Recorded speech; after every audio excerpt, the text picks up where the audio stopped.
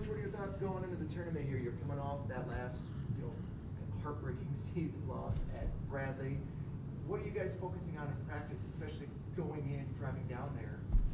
Yeah, right now, a great time of year, right? Everybody's getting ready for a conference tournament. Everybody gets a clean slate, So, for us, it's all about just some details this week, cleaning stuff up. You're not going to change, what you've been doing for 30 games. So it's just trying to get a little bit better at it before you get down there, making sure your mind's in the right place and go have some fun. Go try to win some games.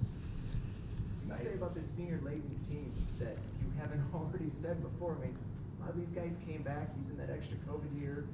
There's only one goal. Yeah, they've been incredibly locked in this last month and a half. They've played some really good basketball, and I think we're in a good place from a mindset standpoint. They're hungry. They want to go down there and win games, but so do 11 other teams. So it's what people love about tournaments. Coaches, fans, players. It's an awesome time of year, and we can't wait to get down there. What's different about tournament basketball? It seems like games like this, tournaments like this, every possession is so valuable. As a coach, do you feel that way too when you get in these situations? Yeah, I think during the regular season you talk about it all the time. Every possession matters, but you can feel it more in tournament play because the games seem to be always so tightly contested. The possessions slow down a little bit in tournaments. It feels like so it's a little more physical. You have to be really sound at both ends of the floor if you're going to win one and get to that championship game. How much does having a veteran group like you have help you, especially when you get into tournament time, right? You said games are a little bit more physical.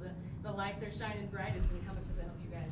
Yeah, I hope it's a factor for us. We've had a group that's been in 2 finals down there, so they've been able to go down there. They've had some success. Unfortunately, we've came up a little bit short back-to-back years, but I do think that experience will come into play in some form, and hopefully it's enough to get us some wins.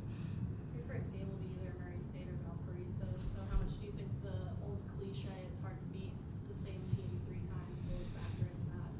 Yeah, to be honest, I don't really buy into that at all. I think it's when we play them on Friday, it's a new 40 minutes, and it'll be whether we beat them twice, lost to them twice, it's whoever plays better that day. And I truly believe that. It's a matter of after you've played somebody twice, what type of adjustments are you going to make? What are they going to make to change maybe the outcome in the previous games? That's probably the biggest factor when you do play somebody that third time. I want to ask you about Roman and DJ. I think both guys coming off off-season surgeries. They've already had great careers. I'm sure it was frustrating for them. Are these 2 guys that this game's important to them? Did that show in their rehab process? Yeah, I mean, DJ and Roman have been through a lot in their career here. DJ's had multiple season-ending, injuries that resulted in surgeries, as has Roman. So, them coming back this year, they missed all summer, all the fall. Don't come back till basically close to Christmas or the 1st of December. So it took them a while to get back into it in full. But you could see about mid-January that they were starting to get healthy again, fully healthy, and now they know this is it for them. And you can tell this last month the urgency they played with, and the great part about it is they've been able to play with that urgency with healthy bodies, and feeling good, and so I'm excited for them to get this opportunity to play together. As long as I got them in bubble wrap until Friday, play together and go see what can happen. How does the loss to Bradley motivate you guys going into the tournament? Yeah, I think, the loss is obviously disappointing, especially with what was on the line for that game. But like I told the guys, we played really good basketball for a long time. We just had a bad night. Bradley had a lot to do with that, and that's part of basketball.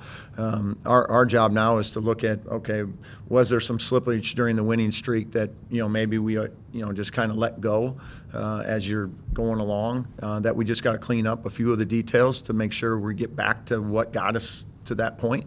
And our guys, because they have so much experience, you're not going to practice for 2 hours to do it. So it's more about just getting them mentally back to we got to get these details back in line so that we can go make a run. Because the winning formula doesn't change. You have to be sound in these areas at both ends of the floor, and the team that does that the best typically wins. Also helps make a few shots along the way.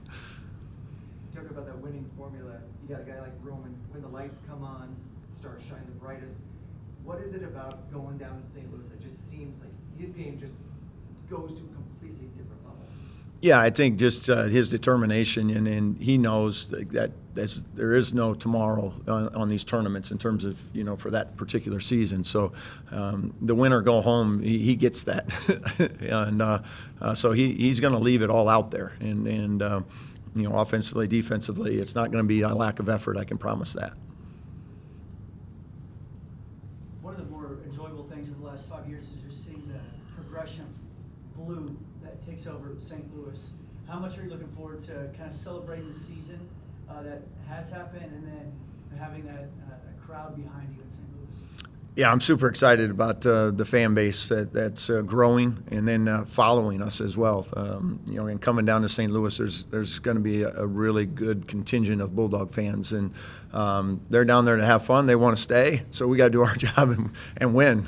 That's as a coach, that first game, that's always the most pressure. The fans just got down there; they don't want to turn around and go back home. So, but I love the support we're getting and the enthusiasm behind that support too. They're not just going down and sitting on their hands. They're in the games and they're loud and supporting our guys. You've talked about Roman Penn and DJ, but some other players have really shown improvements throughout this year. Darnell Brody, one of the most improved players, and then Okai James and Nate Ferguson off the bench as well. Kind of talk about their roles coming into the tournament. Yeah, our bench is going to be critical, and when our bench is good in games, I feel like we've been good and come out on top. The games where we haven't gotten as much production, sometimes we struggle. So they're going to be critical if we're going to make a run in these 3 games, because to play 3 days, you got to have some depth minutes or bench minutes that come in and can be productive. And I feel really good about our group. I think we got several guys that have played extremely well down the stretch here, coming off the bench. I feel like they're the reason why we're able to put that winning streak together, and just need them to continue to go down there, play confident, play well.